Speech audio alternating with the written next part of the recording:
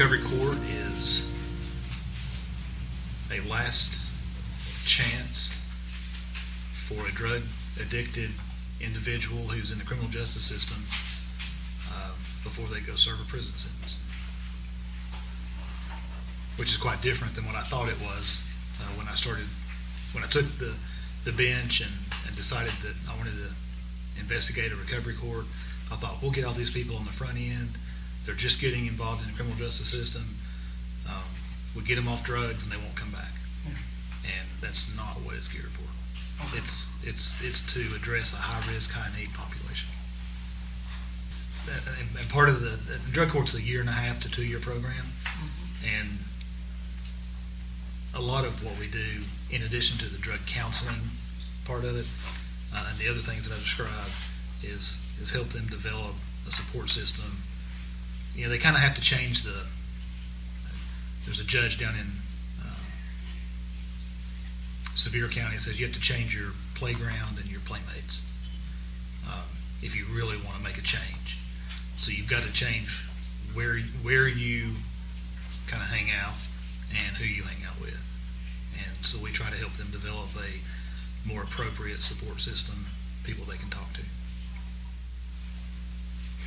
Methamphetamine is probably the most common drug of choice. And then I will say opioids, and right now it's in the form of heroin. We see a lot of that.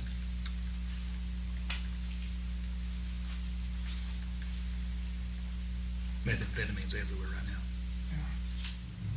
So yes, they're all similar, and they're all unique at the same time. And before you asked me what my role was, as the judge, I'm responsible for the program. I oversee the program.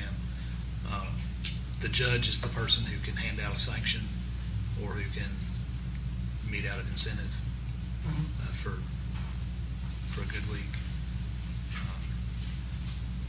The judge is the only one who can terminate or put in to the program.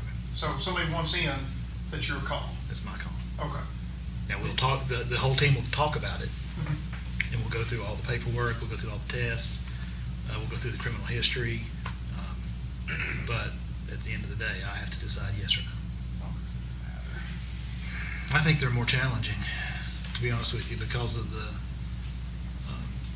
the nature of what meth is and the way it affects the human body and the human brain. Yeah.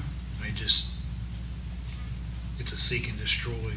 This is my non-medical opinion. Sure. But it's a seek and destroy cocktail that these folks are putting in their bodies. I guess the fentanyl doesn't help them very much. No, the fentanyl kills them. I mean, just plain and simple. Yeah. It takes very little fentanyl to kill everybody in this room. Right. We've had some other people speak on that and confirm that, basically. So you're seeing the fentanyl. So if you've got a packet of Sweet and Low or Splenda, if you poured that whole packet out, that was fentanyl, and it got into all of our systems, probably everybody in this building would be killed if they got it into their system. That's how potent it is. And I just came back from a conference, and the analogs are even more dangerous. Carfentanil, and then there's a new one that's out, which I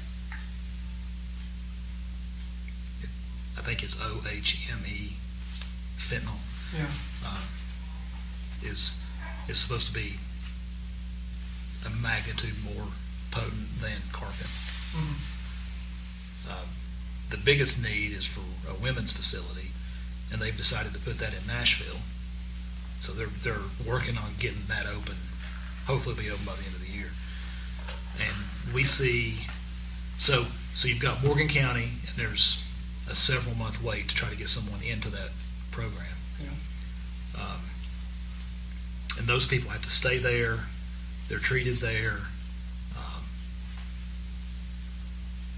And we think that for Upper East Tennessee, that this that the Roan Mountain Work Camp, that's where we're trying to get it right now, would be a great place for the 3 judicial districts that make up Northeast Tennessee to have a similar program.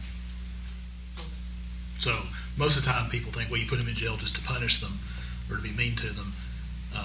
And a lot of times recovery-oriented folks I put in jail because I'm worried about their continued existence.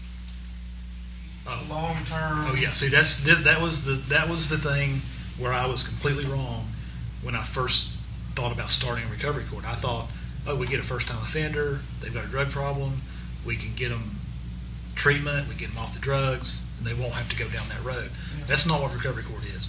Recovery court is quite literally the last step, the last chance before you go serve a prison sentence. And quite frankly, if you it's the carrot and the stick. Okay, you know, humans are motivated reward, punishment. I mean, it's built into us, and the reward is that you can get your life back together, you get your kids back. That's one of the main motivators for a lot of the women who go through our program, is to reunite with their kids, if that's possible. And of course, the stick, on the other hand, is if you don't make it, you go to prison. You go execute that sentence.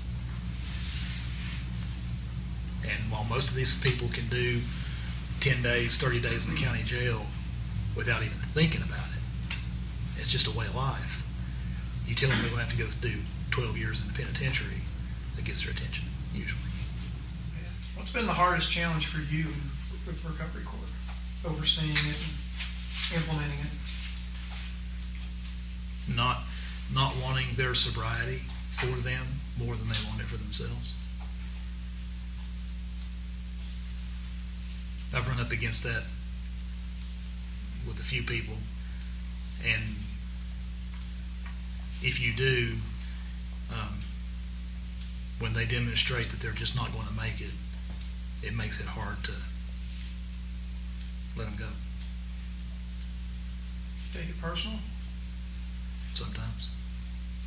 I'll say everyone. 90% of the people who go through the program, you start to see improvement.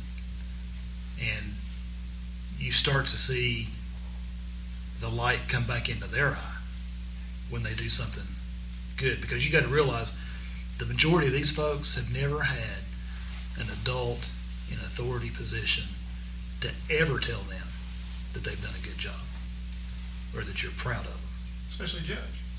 Well, I'm talking, when I say an adult in authority position, Yeah. I'm going to go all the way back to a parent, a family member, and when you can when they hear that and you start to you see that change, and then you see them backslide, it's hard not to take that personally. It's hard not to be detached. It's hard to be detached, I should say. So I struggle with that sometimes. So if I bring someone in the first few months, I 100% expect for them to relapse. Because at this point in treatment, they don't have the tools, the skills to fight that. So when someone first comes in, if they relapse, I'm not sending them to prison. We're going to adjust treatment. We're going to make them do more community service. The farther they get into the program, they relapse again, they'll probably go to jail for a weekend. Treatment, can adjust treatment. We can do some other things, community service, whatever. Once they've been in the recovery court program for a while, for a long time, now they do have the tools and the skills to fight that addiction. And when they relapse, then there's going to be stiffer punishment leading up to that. Typically, the people who've been expelled from the program, it's not just because they've had a relapse. It's because they've committed a new crime. It's because they've run away. It's some other behavior other than the act of taking a drug, usually. Addiction could care less what sex you are, how much money you make.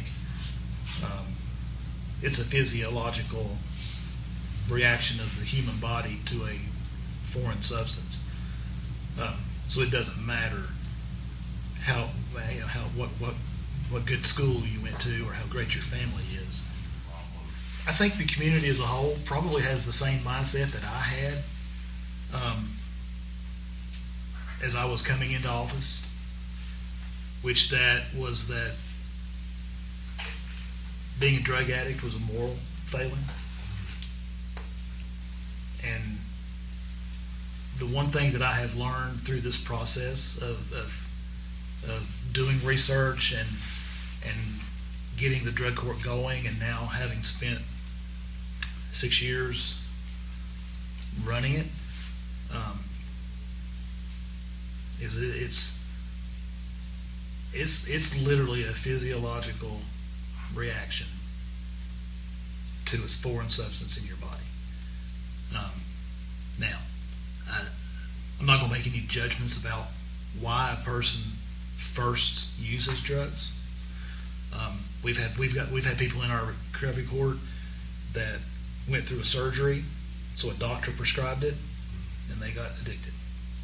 And once the doctor stopped prescribing it, they were still addicted, and they would find it wherever they could, which led them into the criminal justice system. I guess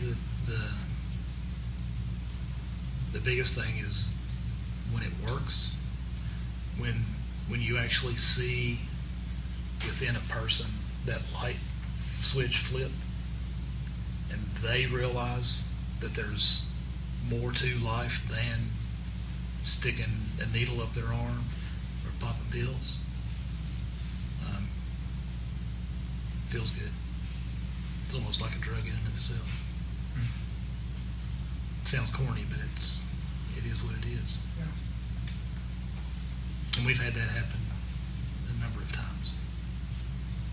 And I'm telling you, when that person hits that point and that switch flips, you can see it in everything they do. Until, as a society, we understand that it's both a psychological and a medical issue, we'll keep chasing our tails.